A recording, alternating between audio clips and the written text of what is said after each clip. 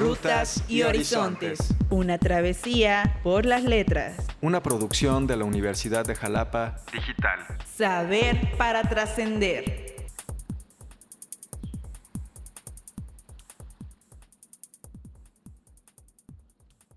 Hola, sean bienvenidas y bienvenidos a este podcast de la Universidad de Jalapa Digital, Rutas y Horizontes.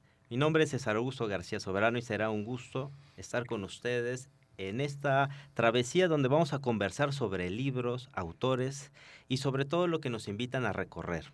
Hoy tenemos el gusto de contar con Marisol Laguna. Hola, ¿cómo estás? Hola, doctor, buenos días. Y tenemos también el gusto de contar con el maestro Daniel Sandria. ¿Qué tal? Hola, doctor, buen día. Muy buen día. Vamos a hablar precisamente de libros. Les recuerdo un poco las reglas. No vamos a decir el nombre del libro ni del autor o la autora al inicio, sino hasta el final. Bueno, pues vamos a escuchar la primer cita. Si me lo permites, Marisol, vamos a empezar contigo. Adelante. ¿Quién es nuestro acompañante en esta ruta?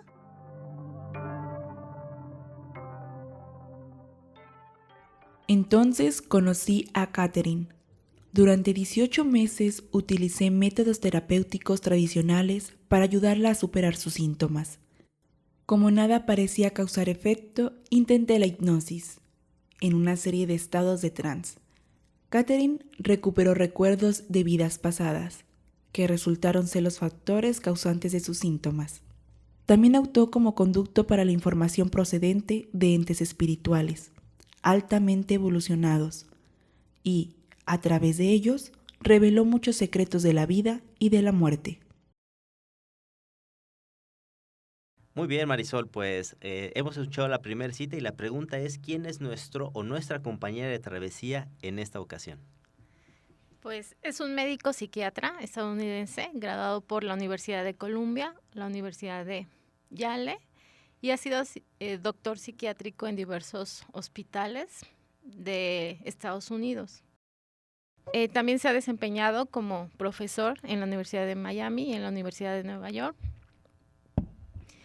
Y prácticamente es conocido por sus investigaciones sobre reencarnación, regresión de vidas pasadas, la progresión de vidas futuras y sobre todo de la muerte que hay después de. Oye, pues un perfil bien interesante, ¿no? En lo académico. ¿Y qué es lo que más te ha llamado la atención de este perfil a ti? Pues que prácticamente al ser un doctor psiquiatra tuvo una formación científica y al final él se cuestiona esa parte, ¿no? De cómo a través de su experiencia logra descubrir cuestiones sobre la muerte que él desde su formación no le hubiera permitido aceptar, ¿no? Claro. Oye, Marisol, y en esta primera cita que nos has traído, ¿por qué escogiste esa cita? Pues prácticamente es como que el parteaguas de lo que él ha escrito sobre cómo te ayuda el tener experiencias en tu vida pasada, cómo te pueden marcar ahora y cómo puedes tratar de ser una mejor persona. Ok, perfecto. Muchas gracias, Marisol. Daniel, si te parece, vamos a escuchar tu primer cita. Adelante. La tecnología carece de juramento hipocrático. La intención que hay detrás de la invención de una tecnología raras veces limita su aplicación o su uso, si es que alguna vez lo hace. Muy bien, pues Daniel, la misma pregunta, ¿quién es nuestra o nuestro compañero de travesía en esta ocasión? Bien, el autor de este libro es un consultor tecnológico estadounidense, es un antiguo empleado de la Agencia Central de Inteligencia, la CIA, y también trabajó en la Agencia de Seguridad Nacional de Estados Unidos. Nació en Carolina del Norte, su formación es ingeniero en sistemas, fue un joven prodigio con 20 años, estuvo a cargo de la Seguridad Nacional. También a los 21 años se alistó en el ejército, estuvo a punto de entrar a los Navy SEAL, pero tuvo un accidente en las piernas, una fractura, y lo dieron de baja. Después de eso, a los 24 años fue reclutado por la CIA, también ejerció como agente en Viena y ha recibido numerosos premios por su servicio público, principalmente en la Liga Internacional de los Derechos Humanos, y actualmente es presidente del comité de dirección de la Fundación Freedom of Press. Ok, pues así un poco como lo que escuchamos con Marisol, que era muy académico, ¿no? Muy en el papel de inteligencia, ¿no? De los Estados Unidos. Me llama la atención, ¿no? El premio en derechos humanos, ¿no? Y trabajando en las áreas pues, de inteligencia y contrainteligencia, ¿no? Y sobre la cita que nos traes, ¿por qué la escogiste? La cita menciona los dos lados que puede tener la tecnología. Él, al ser una persona muy capacitada en las cuestiones de informática y de datos, pone en el libro de manifiesto el lado negativo que puede traer una tecnología. Entonces, en la cita marca muy bien precisamente ese lado negativo y qué es lo que él centra en su libro. Claro. Bueno, va a ser muy interesante estos libros. Pues muy bien, vamos a pasar, Marisol, a la segunda cita, si nos permites. Vamos a escucharla. Acompáñanos a descubrir esta ruta. No tengo aclaraciones científicas de lo que ocurrió. En la mente humana hay demasiadas cosas que están más allá de nuestra comprensión. Bajo la hipnosis, pudo concentrarse en esa parte de su mente subconsciente, que acumulaba verdaderos recuerdos de vidas pasadas. Tal vez utilizó aquello que el psicoanalista Carl Jung denominó inconsciente colectivo, la fuente de energía que nos rodea y contiene los recuerdos de toda la raza humana. Muy bien, Marisol. ¿Cómo es la ruta a partir de esta cita que nos has traído, que vamos a recorrer hoy, que nos va a invitar, pues, este libro? Adelante. Pues prácticamente es una experiencia a través de sus pacientes y cómo ellos, a través de la hipnosis, han podido recordar, no sé, cómo han vivido no sé, hace un siglo, ¿no? Cosa que se cuestiona el autor y que al final hace que eso mismo que le sucedió a la paciente hace 100 años, cómo ha repercutido hoy en día, ¿no? Por ejemplo, ella tiene fobia al agua actualmente, ¿no? En una regresión, ella murió ahogada, ¿no? De hace tiempo, ¿no? Y eso le hace en este caso al autor, plantearse cómo puede mejorar su vida a partir de esa experiencia. ¿Y cuántos pacientes están ahí?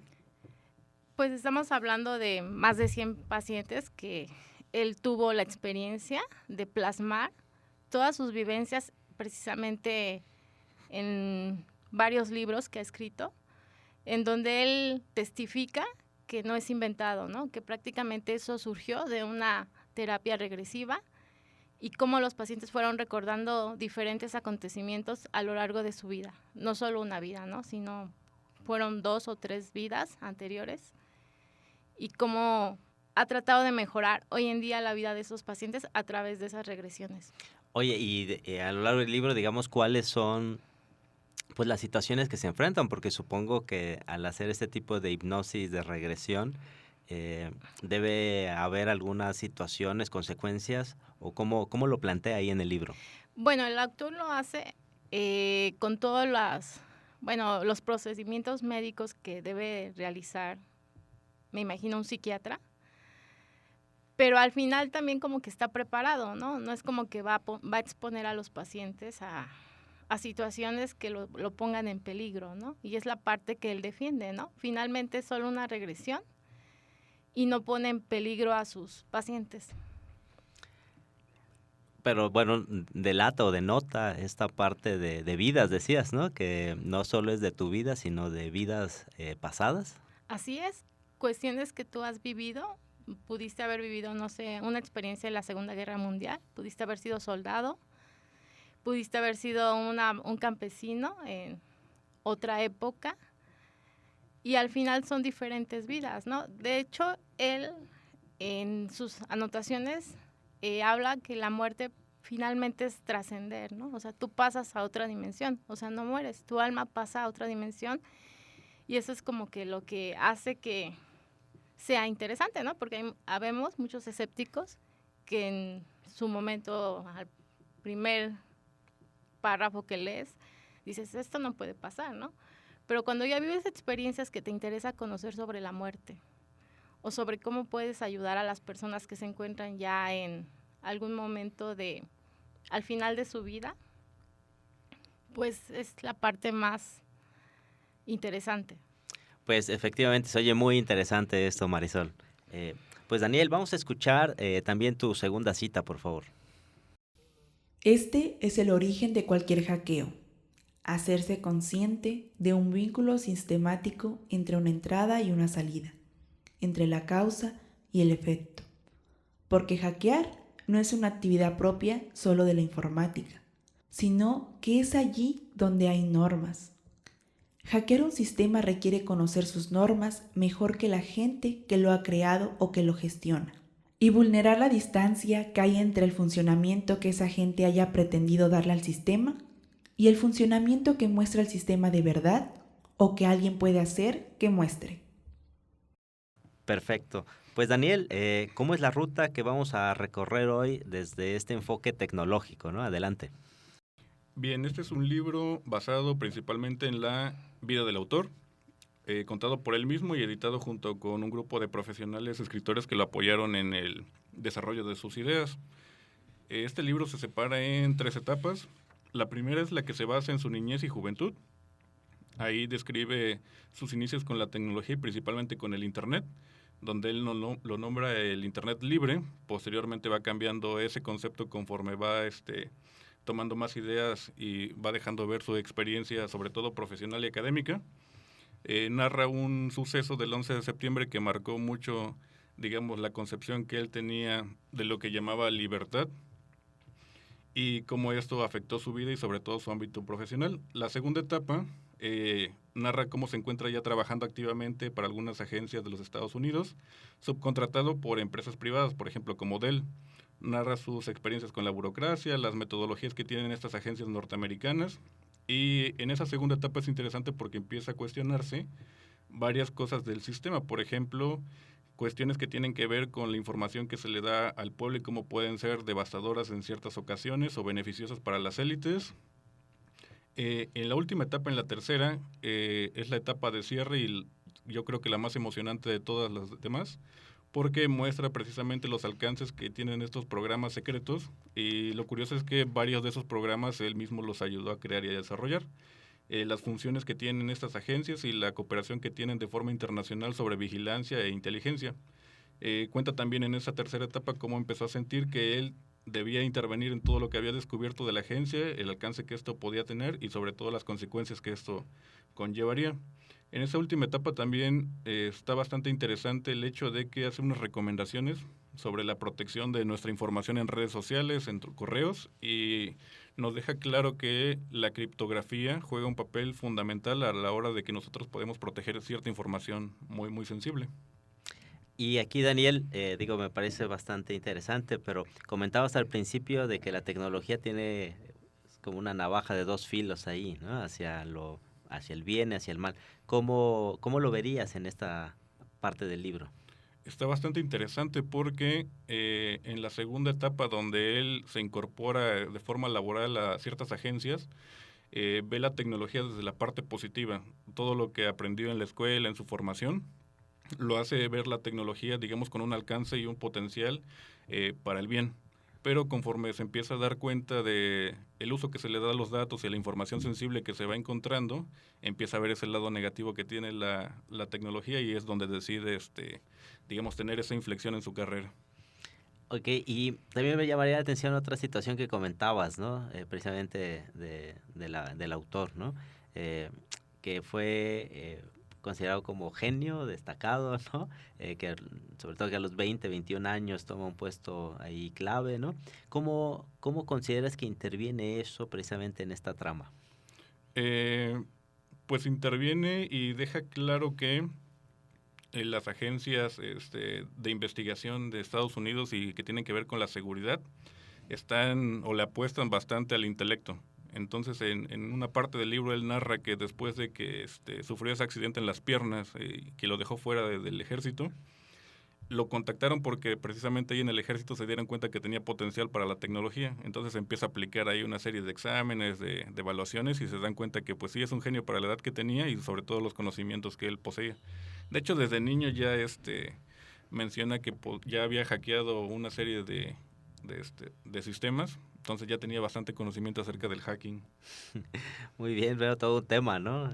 Claro. Muy bien. Bueno, pues regresamos con Marisol. Marisol, vamos a escuchar tu tercer y última cita. Adelante, por favor. Tras nuestro recorrido, Horizontes. Los científicos comienzan a buscar estas respuestas. Nosotros, como sociedad, podemos beneficiarnos mucho con la investigación de los misterios que encierra el alma, la mente, la continuación de la vida después de la muerte y la influencia de nuestras experiencias en vidas anteriores. Obviamente las ramificaciones son limitadas, sobre todo en los campos de la medicina, la psiquiatría, la teología y la filosofía. Bien, Marisol, con esta tercera cita sobre la ruta, ¿qué horizonte ha quedado al descubierto con este libro? Bueno, ha sido criticado por la parte científica y médica. Sin embargo, la parte más destacable de sus experiencias plasmadas en los libros radica en el hecho de la importancia que se le debe dar a los seres humanos que sufren algún tipo de enfermedad terminal. ¿Qué quiere decir? Que muchas veces cuando una persona cercana se encuentra en una situación en donde te dicen que pronto morirás, prácticamente los familiares o las personas cercanas lo que hacen es concentrarse en la cura, en los procedimientos, en la alimentación, y se deja a un lado la parte humana, ¿no? ¿Qué es lo que quiere, cómo se siente el paciente? Y él lo que enfatiza es que las personas deben hablar de cómo se sienten al morir, ¿no? O sea, a un paso de la muerte, y cómo les beneficia a esas personas hablar sobre eso, ¿no?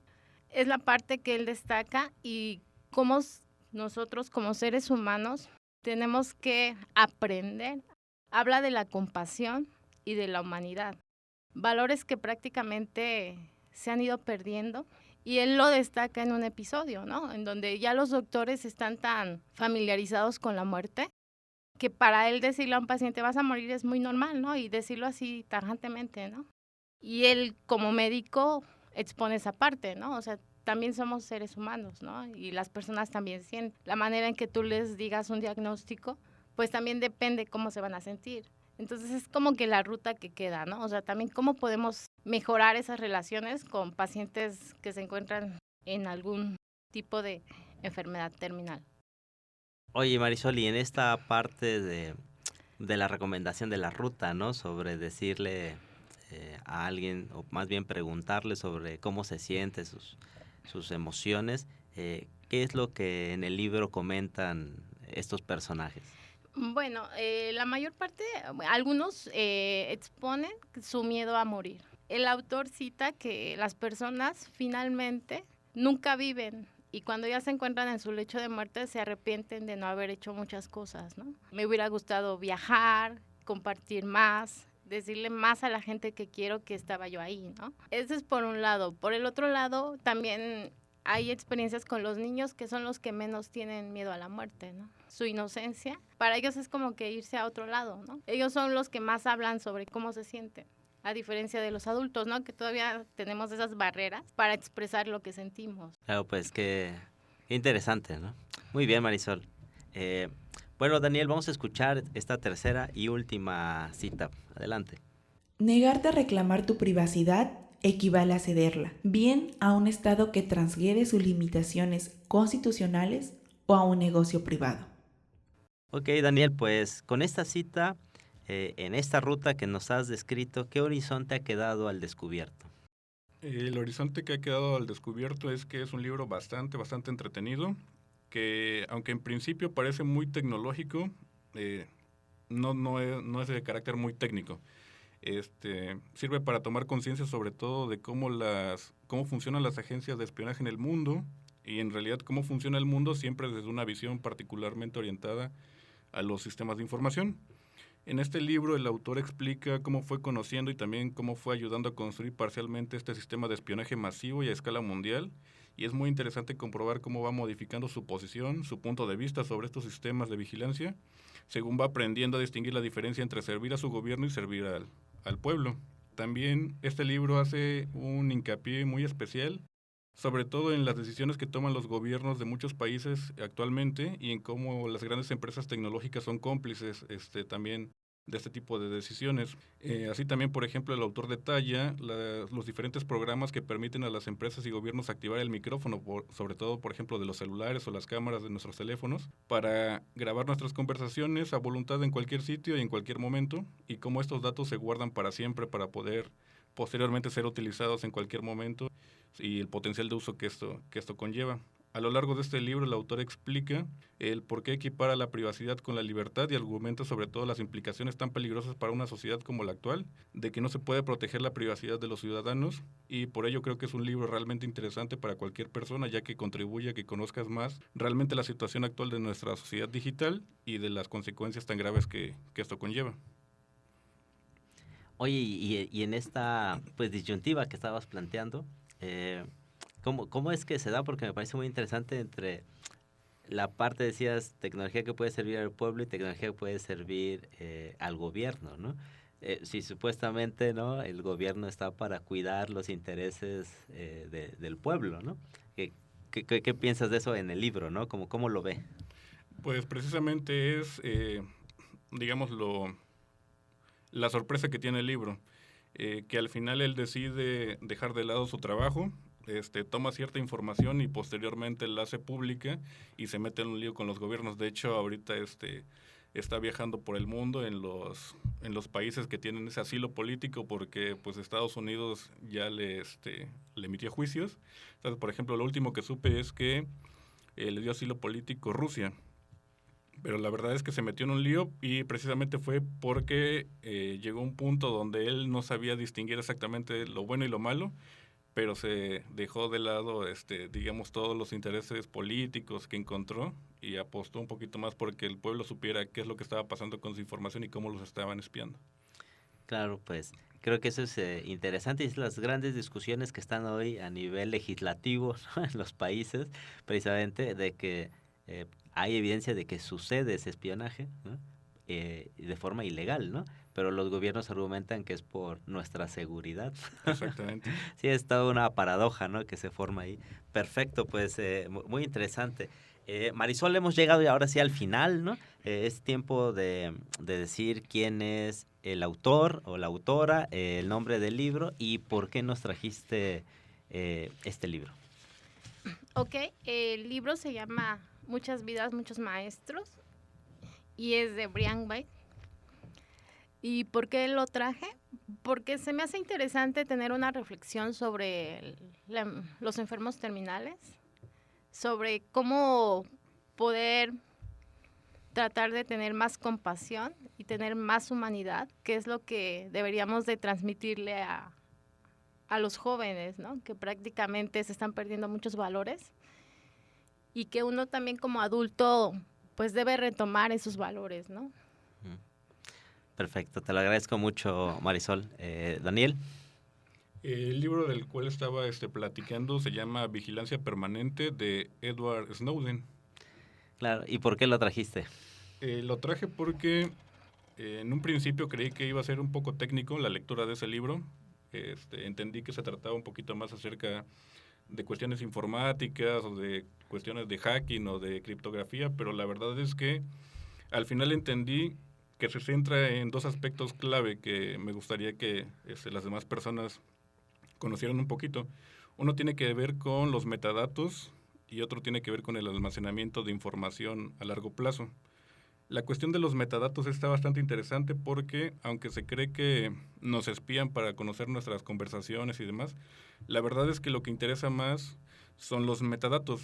Por poner un ejemplo, cuando nosotros mandamos una carta, los datos son todo lo que decimos dentro de la carta. Los metadatos sería la dirección, el remitente, la fecha, ese tipo de datos. Entonces, ese tipo de datos dice más o sirve más para conocer el comportamiento de las personas. Entonces, esos metadatos la verdad es que de repente resultan bastante peligrosos, y en ese libro se entiende todo el alcance que pueden tener y cómo podemos nosotros protegernos un poquito acerca de esa cuestión. Claro, digamos que, si entiendo bien, la parte de los metadatos es lo que se basa en los algoritmos, ¿no? De todos esos motores, ¿no? ¿Es correcto? Es correcto. Y por eso ya hay perfiles, ¿no? Es decir, alguna vez he leído que en todos estos sitios web que te dan cuestiones que parecen gratis, digamos, el gran precio son tus metadatos, ¿no? Exactamente, toda la interacción que tiene uno en la página, toda la información que puede dejar ahí, que precisamente, como bien lo dices, dice mucho de nuestro comportamiento y, digamos, alimenta un poquito los algoritmos para que puedan predecir, digamos, comportamientos o mostrarnos publicidad y otras cuestiones. Pues muy interesante este libro, ambos libros. Invitamos a que exploren estas rutas y puedan descubrir los horizontes. Pues te agradezco mucho, Marisol, que has estado aquí con nosotros. Daniel, te lo agradezco mucho. Esto es el podcast de la Universidad de Jalapa Digital, Rutas y Horizontes, para conversar sobre libros, autores y las travesías que estos libros nos invitan a recorrer. Nos vemos en el siguiente programa. Saber para trascender.